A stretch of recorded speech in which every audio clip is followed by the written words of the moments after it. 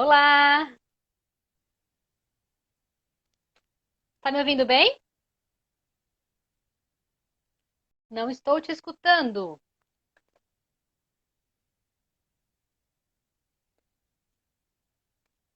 Eu não estou te ouvindo.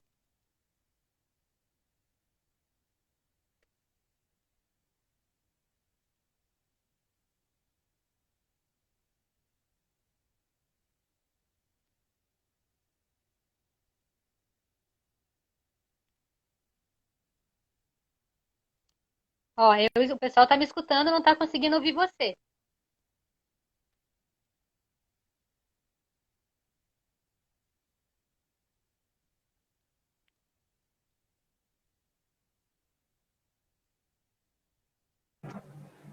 Alô? Pessoal, só Eu? um minutinho aqui. Opa! Oi, agora sim, estou te ouvindo. Ah, que Aham. O beleza. pessoal tá ouvindo todo mundo aqui? Legal. Agora deu certo. Vamos esperar um pouquinho o pessoal entrar, né? Sejam muito bem-vindos. Uhum. Estão me escutando? Ah, legal. Beleza. É, pessoal, avisei no chat, tá? Estão nos ouvindo bem, né? Nos vendo bem. Isso aí. Então, Beleza. papo, papo de hoje é sobre autismo, né? Uhum. Tem bastante coisa. Olha que uma live é pouco. Um passarinho me contou que você já queria fazer uma live bem completinha. Ah, sim, se deixar, né? Uma pessoa tímida, quase não falo.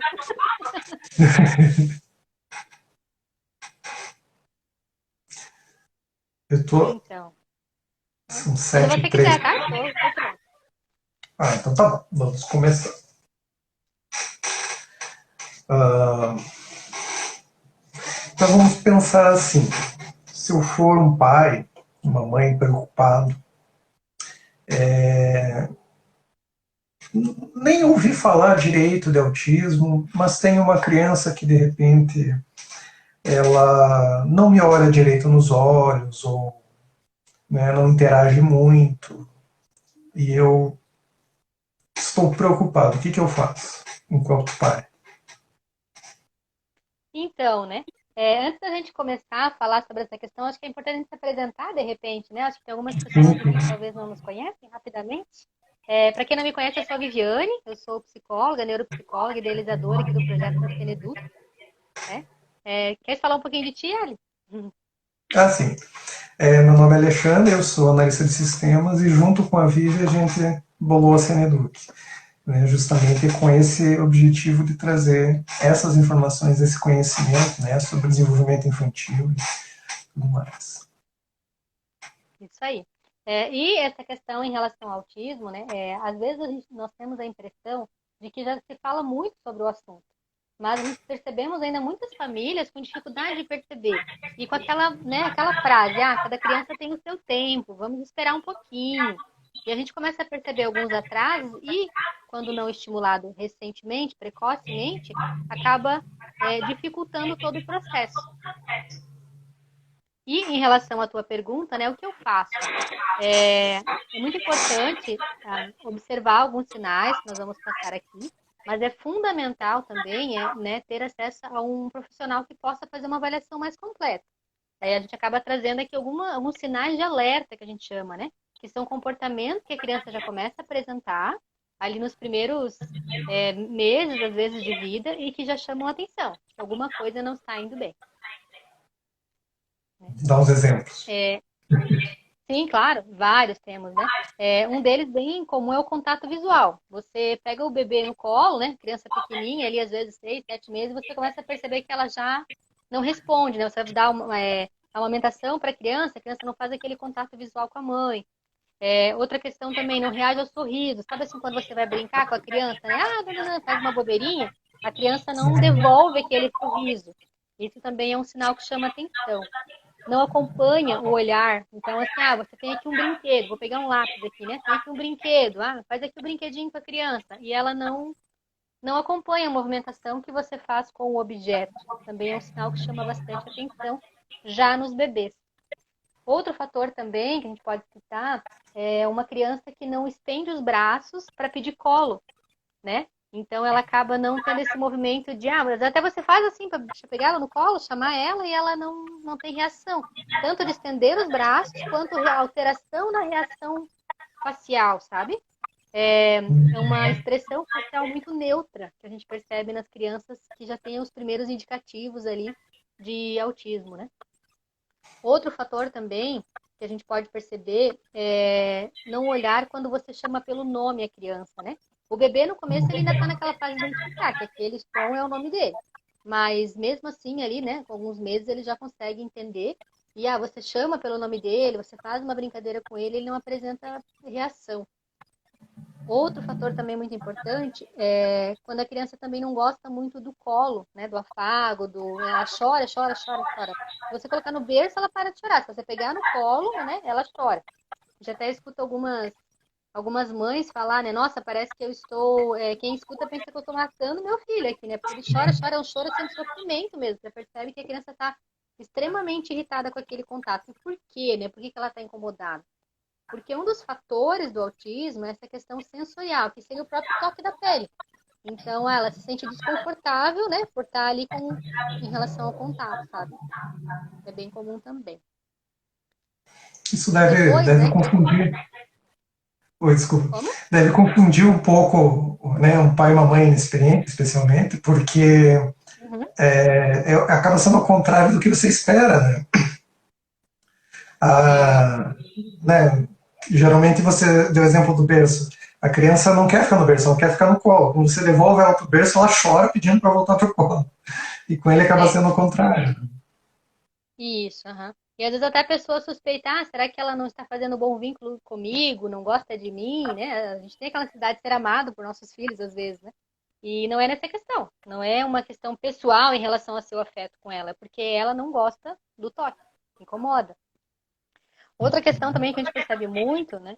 É que a criança ela não aponta para o que ela quer. Então, por exemplo, assim, você tem um brinquedo lá que ela gosta muito, você coloca ali na altura ali, né? Uma altura que ela não consegue alcançar, e ela faz o quê? Ela pega a tua mão para ir lá buscar o objeto. Ela não aponta aquele objeto que ela quer, né?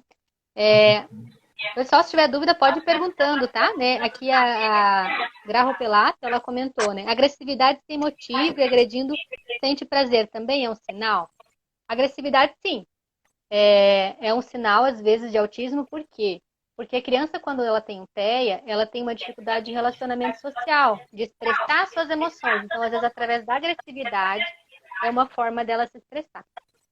Então, pode ser um sinal, sim. Claro que é preciso avaliar, né, o nível de agressividade, porque a agressividade em si ela é um sintoma, não quer dizer que é agressivo igual autista, mas é um indicativo que alguma coisa não está bem, né? Que mais que a gente tem? Não demonstrar curiosidade. Então, você vai lá e mostra para a criança um brinquedo. E às vezes não precisa nem ser um brinquedo, assim, com luzes, som. Pode ser até um pacote de presente, sabe? Que faz barulho, assim.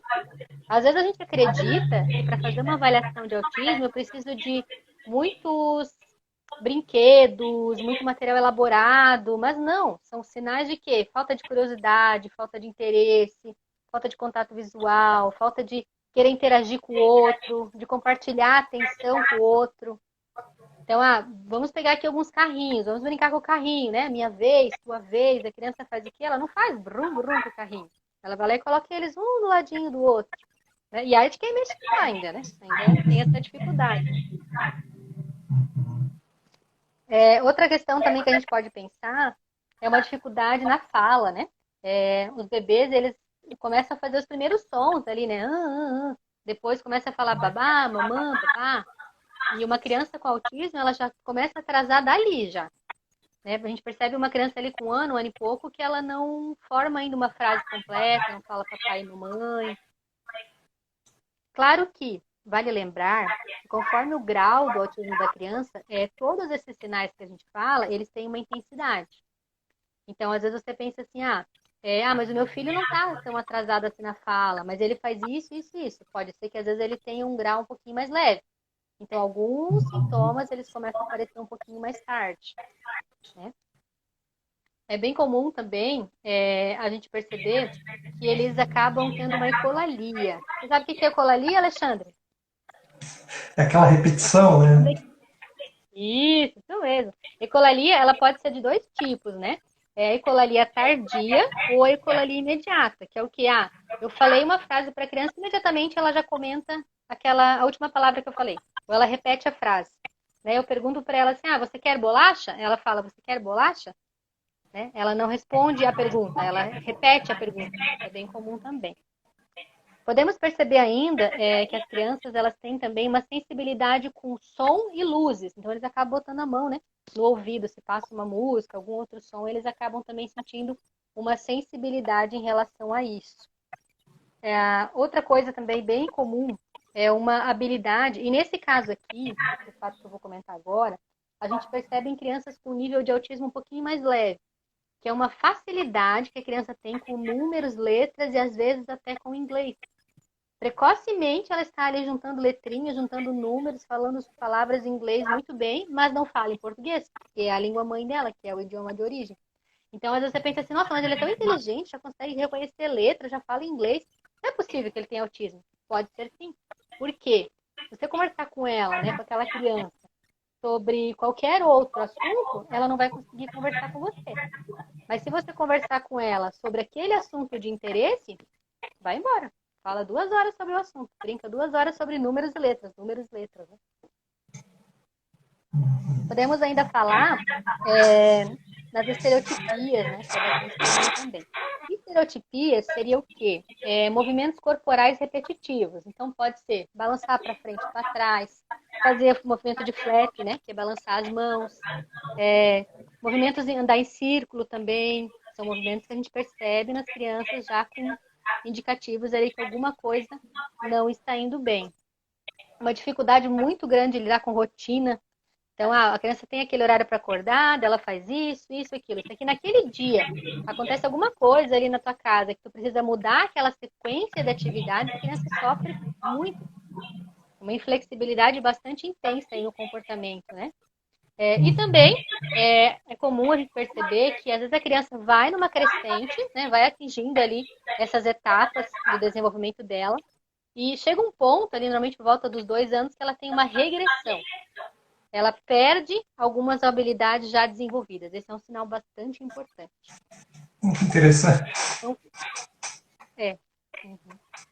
É um fator também que chama bastante atenção. Né? Se eu, E, diante assim, de uma multidão de sintomas desses, ou só de alguns, pensando, né, na figura de pai e de mãe, como que seria a análise dessa criança? Como que é feita a avaliação, né, para chegar à conclusão se ela é ou não é, qual é o grau? certo. Quando a gente fala da avaliação, existem algumas escalas que elas são de rastreio, que a gente chama, que elas fazem o quê? Que elas avaliam como que estão aqueles comportamentos. A base hoje da avaliação, né, é o DSM-5. O DSM-5 ele é um livro que ele norteia os diagnósticos, mas todas essas escalas ele também tem a triagem baseado nisso, em todos esses sintomas que eu falei. Então a gente pode citar algumas escalas, como o MCHAT, o ADOS, o Proteia, o GoodMap, o CARS. Essas escalas, né, o SQS, o ABC, o ATA, são escalas que você vai fazer o quê? Você vai brincar com a criança e vai estar ao mesmo tempo avaliando ela. É bem comum também a gente perceber que quando a gente recebe uma criança para atendimento, né, eu no consultório atendo bastante crianças e adolescentes, e normalmente é a escola, ou às vezes, quando é nos pequenininhos, né, no caso dos sinais precoces, a própria educação infantil que encaminha. A professora começa a perceber ali alguns sinais, e a gente percebe que a professora vai lá, conversa com os pais, vamos esperar um pouquinho, vamos ver. E nesse momento entra algo crucial, que é o atraso no desenvolvimento. Às vezes, a gente inicia o atendimento com a criança e você não fecha já diagnóstico, porque ela realmente é pequena e você precisa estimular ela para ver. Será que ela está atrasada porque ela nasceu prematura? Será que ela está atrasada porque o ambiente não está conseguindo oferecer o estímulo adequado para ela? Ou será que é autismo? De qualquer maneira, o atraso global no desenvolvimento é um diagnóstico. E é o suficiente para a gente conseguir já ter várias atividades ali para fazer com a criança para daí, fizemos isso por tanto tempo. Ela conseguiu isso, mas esse aqui ela não conseguiu. Então alguma coisa está de errado, não é só atraso. Aí nesse momento, normalmente, é que a gente acaba, né, concluindo a avaliação e fechando o diagnóstico. Outro fator também bem interessante. Quando a gente pensa no desenvolvimento infantil, o trabalho em equipe é fundamental. Né? A professora lá na escola está acompanhando se ele está conseguindo. Porque não adianta ele vir aqui na clínica comigo e brincar e fazer atividade, lá em casa com o pai fazer, mas quando chega lá no grupo, lá com as outras crianças, ele brinca sozinho, lá no cantinho dele. Individual, né? Sinal de que alguma coisa não tá indo bem. O trabalho da fonoaudiologia também é fantástico nesse aspecto, terapia ocupacional, neuropediatria. É um trabalho em equipe que vai fechar esse diagnóstico. E se eu, enquanto pai, usar esse discurso que você mencionou aí, que geralmente os pais também dizem, não, vamos esperar mais um pouquinho. Nesse esperar, na verdade, eu estou perdendo tempo, né? Eu tô... Exatamente. O que acontece com a minha criança nesse meio tempo enquanto eu estou esperando? Mesmo que depois, né, aconteça de fechar o diagnóstico do autismo, o tempo ele é fundamental porque do 0 até os 6 anos é uma idade que a criança passa por uma etapa muito grande de desenvolvimento. Então, a psicoterapia ela poderia conseguir acelerar aquele processo de comunicação. Em 1, 2, 3 meses, ela consegue avançar 6, 7, né, meses sozinha. Talvez ela demoraria 1 ano, 2 anos, 3 anos para conseguir atingir aqueles mesmos marcos. Né? Sozinha que a gente diz é sem as terapias, sem o acompanhamento. Então, assim, né, se puder deixar uma orientação, quanto mais cedo nós tivermos o acompanhamento, mais ganhos a criança tem. Por quê? Porque nessa época é uma época onde acontece um negócio fantástico chamado neuroplasticidade. Neuroplasticidade é a capacidade do nosso cérebro de criar novas células, de criar novos caminhos para desenvolver as habilidades que até então a criança não conseguiu. Temos mais uma pergunta aqui. Deixa eu ver quem foi. A Fran Hoffman, ela perguntou: algum diferencial no diagnóstico de TEA em meninas? Ótima pergunta. Existe sim, até algumas pesquisas mostram que quando a gente fala de autismo é 2 para 1, né? A cada 2 meninos, uma teria o diagnóstico de TEA. Mas, atualmente, com a atualização das pesquisas, nota-se que o quê? Que os sintomas nas meninas são diferentes. Então, essa questão da interação, normalmente, até por uma questão cultural, é vista como que ela é tímida. Ela não é retraída, não tem dificuldade de interação. Ela, né, ela tá quietinha lá, não incomoda, né? Ninguém percebeu, então passa por timidez. Essa é uma das principais diferenças. Então as meninas acabam ficando sem diagnóstico, uma parte delas, né? Assim, acaba fazendo o diagnóstico, mas o diagnóstico acaba vindo um pouquinho mais tarde, né? Justamente por essa dificuldade de perceber precocemente os sinais. Né? Ô, Alessandra, você sabe por que o símbolo do autismo é aquele quebra-cabeça? Não sei. Não sabe? Curiosidade agora. O símbolo do autismo, ele é aquele quebra-cabeça, por quê? Porque cada criança tem um perfil. Existe uma lista, né, de sintomas para fechar o diagnóstico, mas ele varia dentro do mesmo nível. Então, eu posso ter uma criança com autismo nível 2, que apresenta essa e essa dificuldade, e posso ter uma mesma criança com o mesmo diagnóstico, mas que a dificuldade que ela tem intensidades diferentes.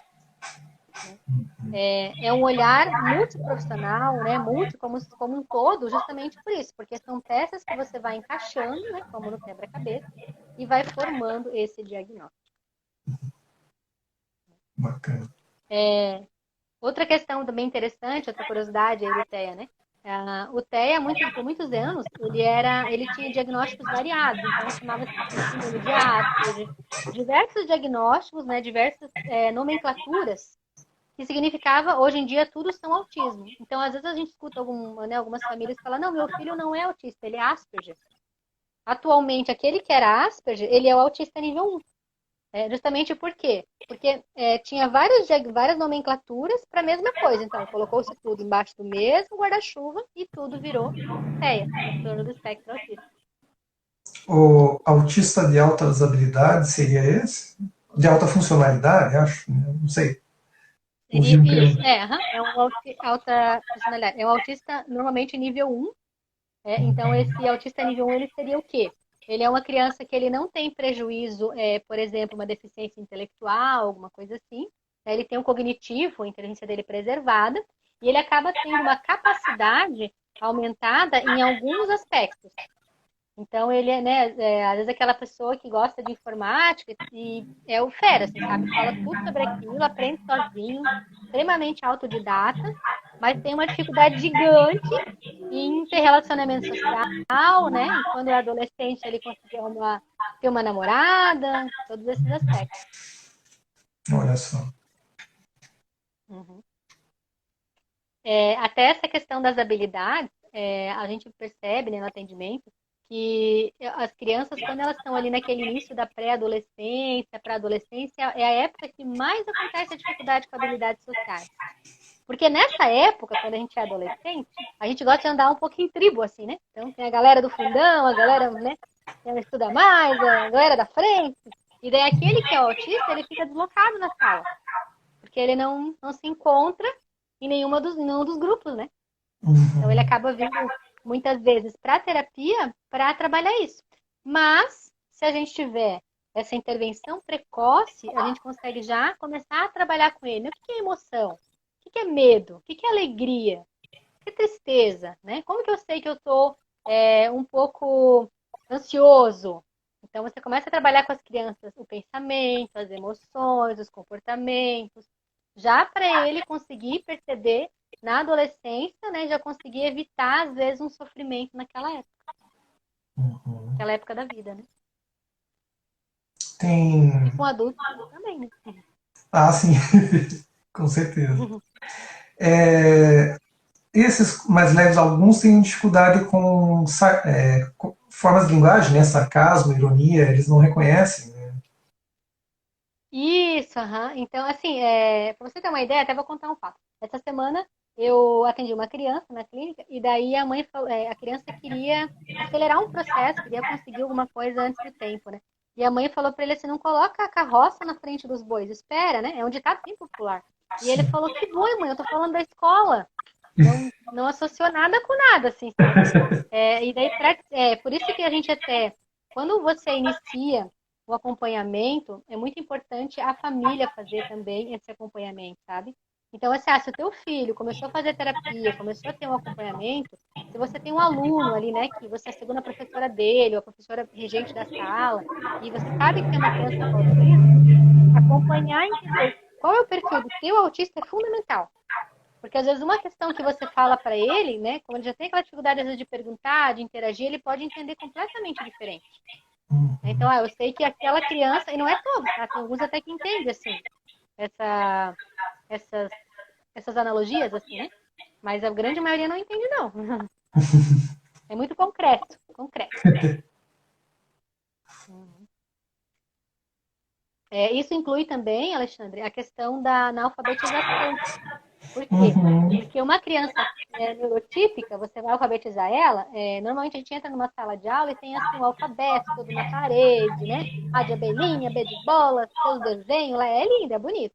Mas para uma criança autista, como ela tem essa sensibilidade sensorial, né? De muita informação me incomoda, ela acaba dispersando. Acaba tendo Uhum. dificuldade de ficar naquele ambiente, né? E começa a fazer ali estereotipia, começa a andar em círculo, começa a querer sair da sala porque é muita coisa É, no muita campo visual. informação, muito estímulo, né? Isso, exatamente. Assim como também a gente pode pensar, né, numa alfabetização também, essa questão dos sons, né? Então, assim, para mim, considerar ensinar a criança a sonoridade. Eu preciso mostrar para ela muito a questão da fala aqui, né? Então, ba, bala. Para ela conseguir associar que o B e o A é bala. Né? Precisa ter um estímulozinho a mais. Temos mais uma pergunta aqui, vamos ver.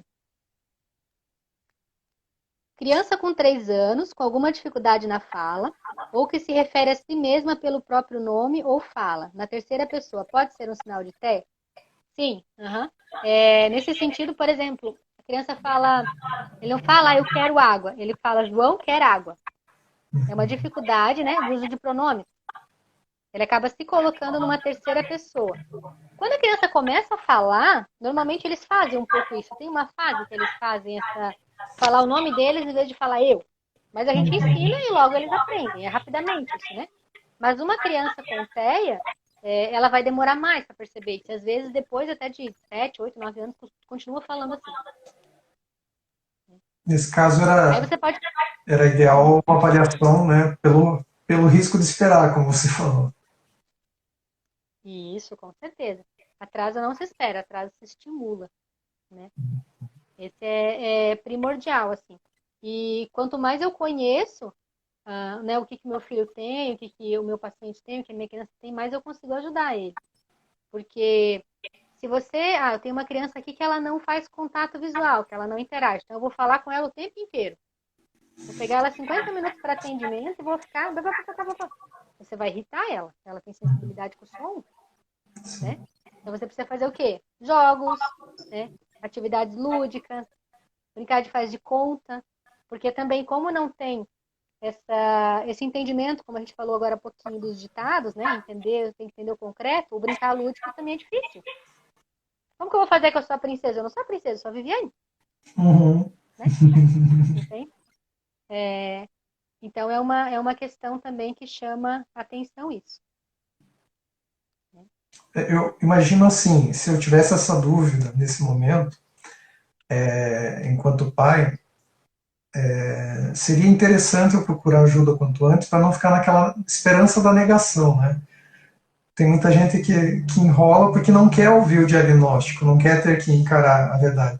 Mas era preferível você saber a verdade para daí dar o encaminhamento precoce, como também pode ser o caso dela não ter, e você também ter esse alívio precoce. Né? O diagnóstico dizer, não, ela está só numa fase normal, está compatível com a idade dela, né?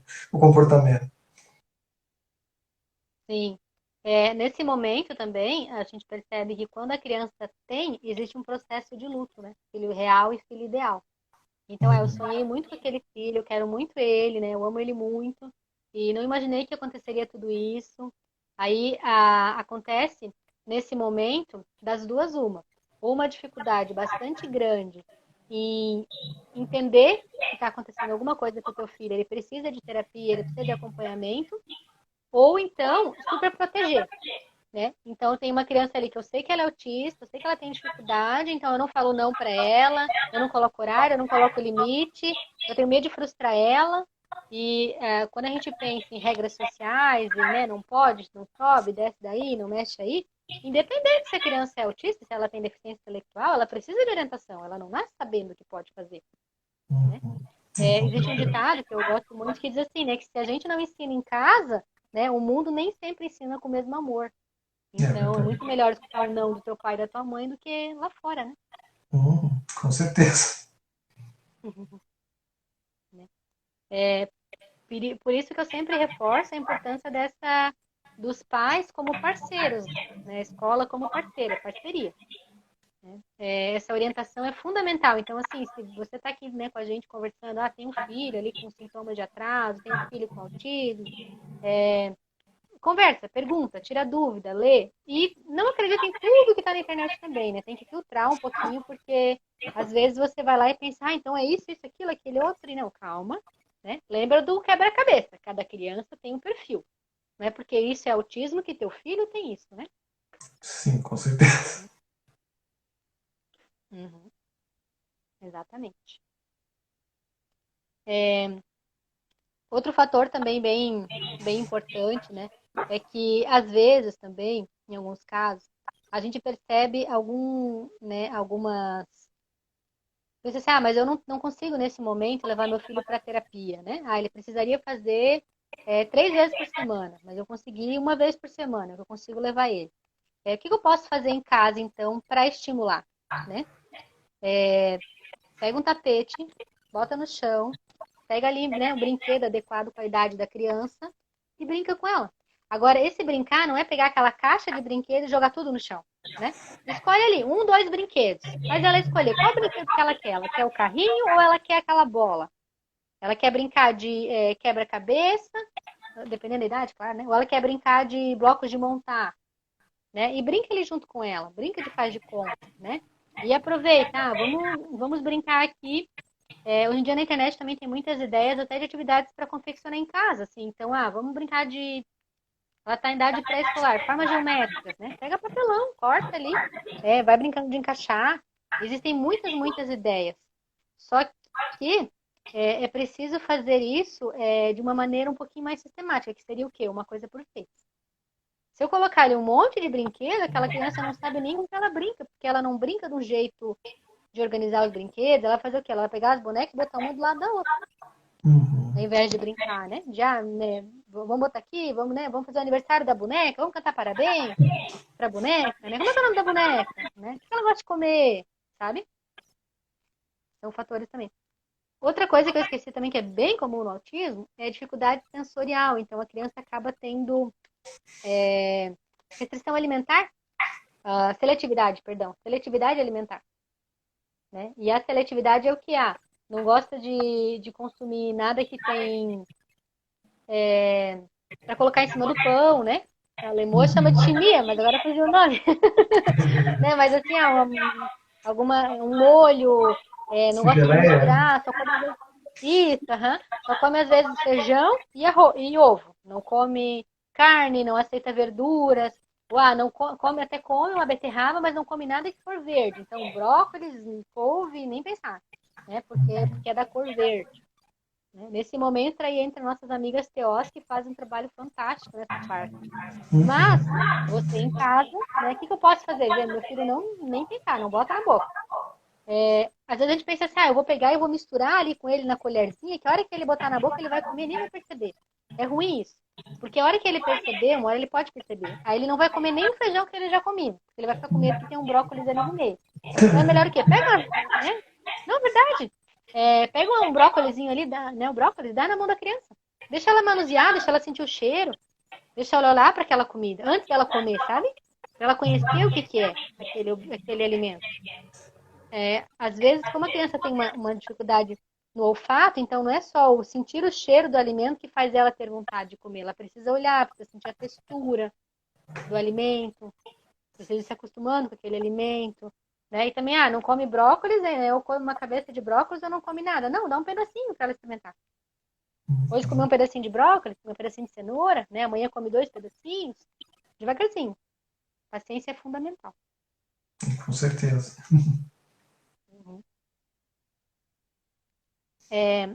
Quando a gente pensa numa criança com autismo, uma criança bebê, a parte às vezes mais difícil que eu também noto, né, que alguns pais, uma vez até uma mãe me falou isso, me chamou muita atenção, assim, acho que foi uma das primeiras mães que eu atendi, né, lá atrás, muito tempo atrás.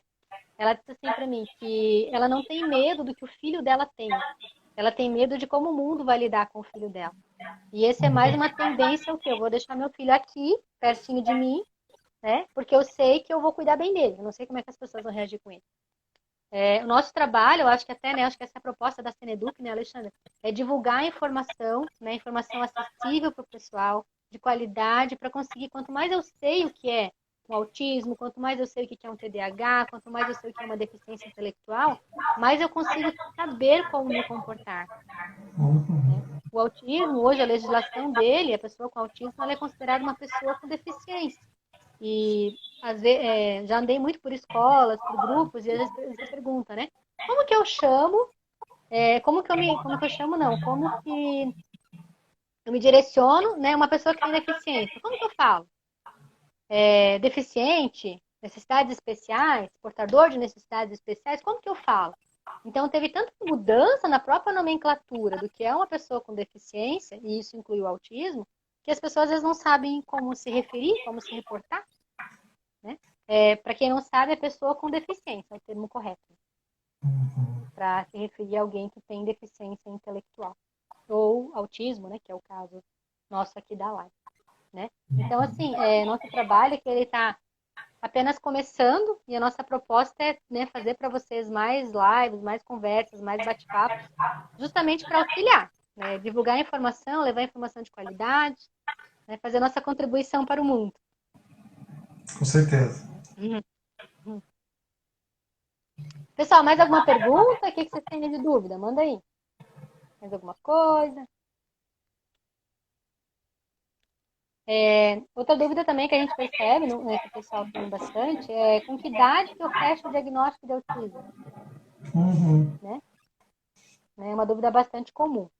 Normalmente, a gente consegue fechar um diagnóstico, dependendo do grau da criança, a partir de uns 2 anos e pouco, mas ela tem que ser um grau um pouquinho mais alto, assim, se for leve, demora um pouquinho mais. Por quê? Porque alguns sinais dela demoram um pouquinho mais para aparecer, né? Então, uma criança que começou bem precoce, estava atrasada para alguns fatores ali, né, antes do primeiro ano de vida, começou a estimulação, fez 1 ano de acompanhamento, né, do 1 ano até os 2, ela não respondeu muito, ou pelo menos respondeu, né, claro, mas não o suficiente que seria necessário, então ela acaba ficando, né, a possibilidade de fechar o diagnóstico de autismo. Por isso também que a gente fala essa questão dos bebês. Como que eu vou saber que um bebê é autista? Ele tem atraso. Atraso é o suficiente. Ele está atrasado. Até nós estamos fazendo agora, para quem não sabe, também no domingo, está entrando um quadro chamado Papo de Neuro. Então, nesse dia, né, todo domingo eu estou lançando alguns vídeos, e no domingo passado foi o vídeo que eu falei sobre os marcos do neurodesenvolvimento. O que são marcos? Né? Para quem não sabe, na carteirinha de vacinação da criança, tem ali o acompanhamento dela, né? Em que fase que ela deveria estar. Esse é um documento que toda criança tem. Eu falei aqui de escala, mas são escalas para quem tem formação técnica. Carteirinha toda criança tem. Então, né, se você tem dúvida, será que meu filho está adequado e tal, dentro da própria carteirinha de vacinação, tem esses marcos que a criança precisa atingir. Né? Se ela já tem a idade e não atinge, não faz, não tem aquele comportamento, ela está atrasada. Ela está atrasada. Uhum. E o atraso global já é por si só uma necessidade de atendimento. Né? Uhum. Como você mesma mencionou, né? Uma avaliação, ela acaba sendo, às vezes, um norte, tanto para saber que eu preciso levar o meu filho para atendimento, quanto para poder, se for o caso, né? Não é isso, ou não precisa de fono, fisio, TO, precisa, às vezes, só de uma psicóloga, só de uma terapia ocupacional, às vezes é uma questão mais específica. Né? Uhum. Outro fator bem importante também, que é um indicativo que pode ser, é uma dificuldade no próprio desfraude da criança. Uhum. Por quê? Porque como a criança tá com atrasos, né? Esse processo que aconteceria naturalmente, às vezes a gente fala assim, estou na fase de desfraldar o meu filho. Não, você está ensinando ele a ir ao banheiro, ele desfralda sozinho, né? Faz parte do processo.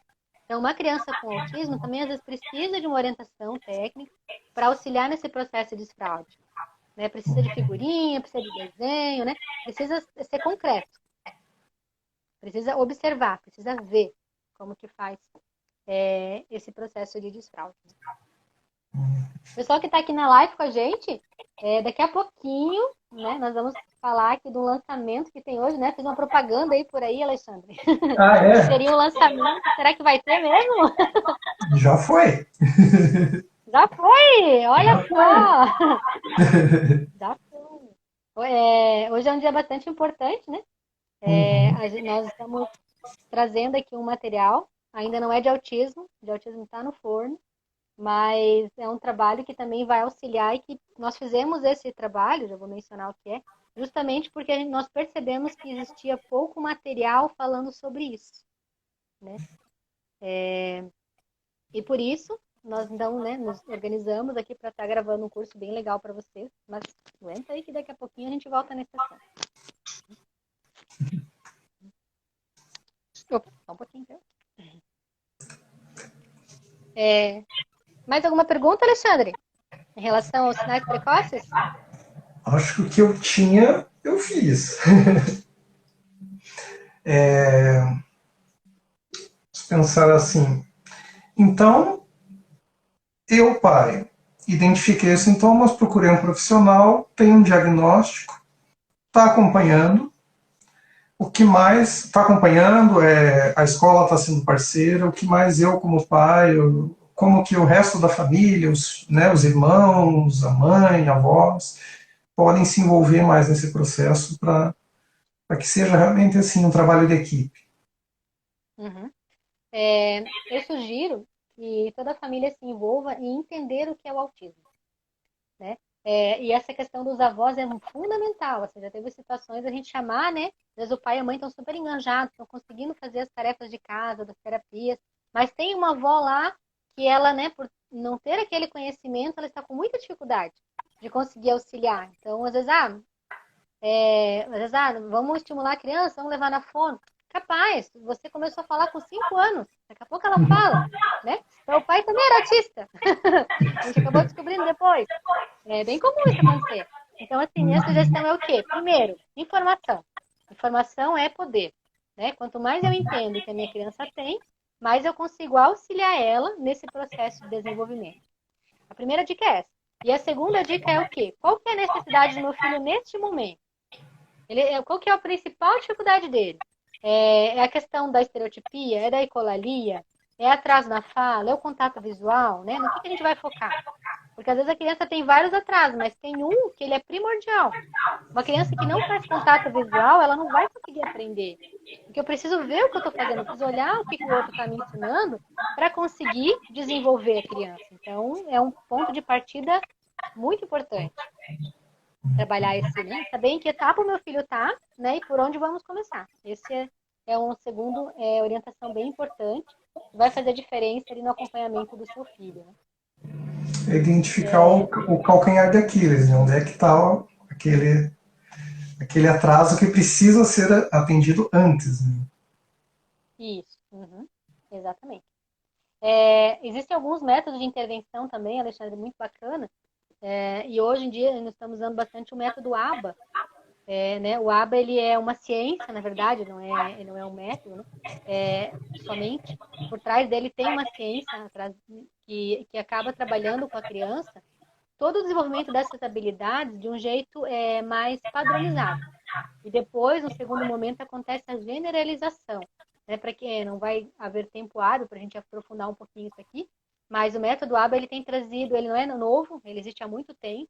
Acontece que nos últimos anos tem se aumentado os estudos em relação a ele e trazido mais cursos, né, para as pessoas, para conseguir qualificar e conseguir trazer isso para as crianças, né?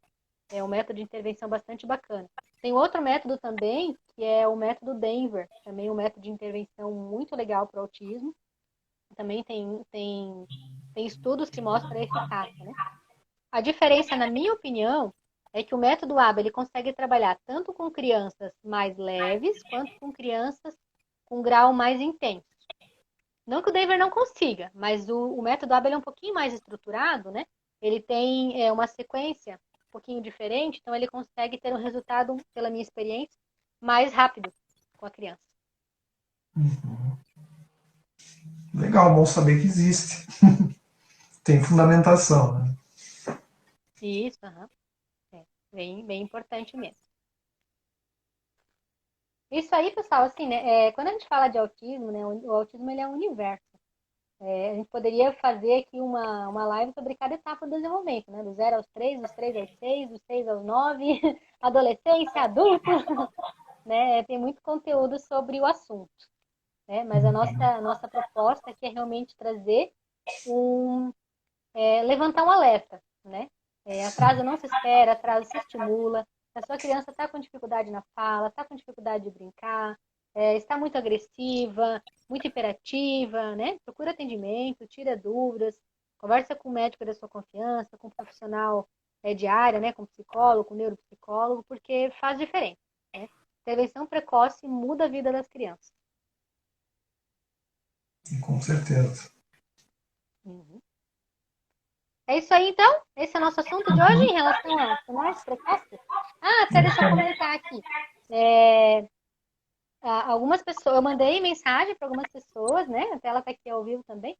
E houve algumas pessoas sugerindo que a gente fizesse também uma live sobre o autismo adulto, na vida adulta, né? Que as pessoas têm bastante dúvida, assim, me perguntaram aqui em box do Instagram, enfim.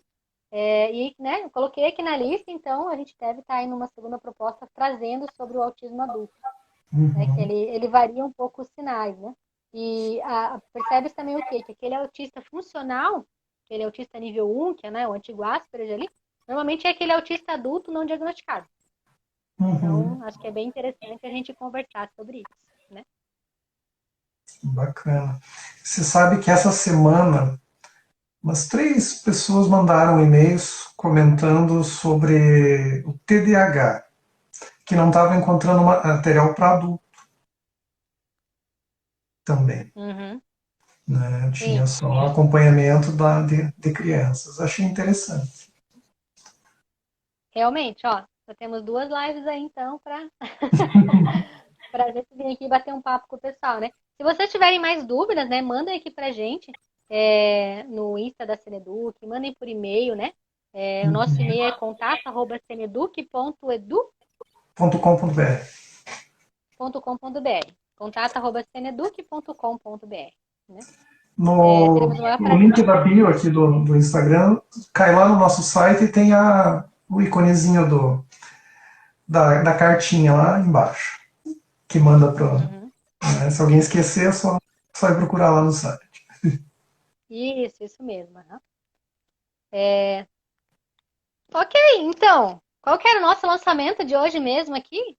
Vocês querem saber, pessoal, qual que é o nosso lançamento? Acho que sim, acho que estão curiosos. Vou esperar ver se alguém está interessado. Acho que ninguém está, não. Posso contar, vai? Vou contar. Conta, conta, conta. Então, nós lançamos o curso Transtorno Opositor Desafiador, Compreender para Intervir.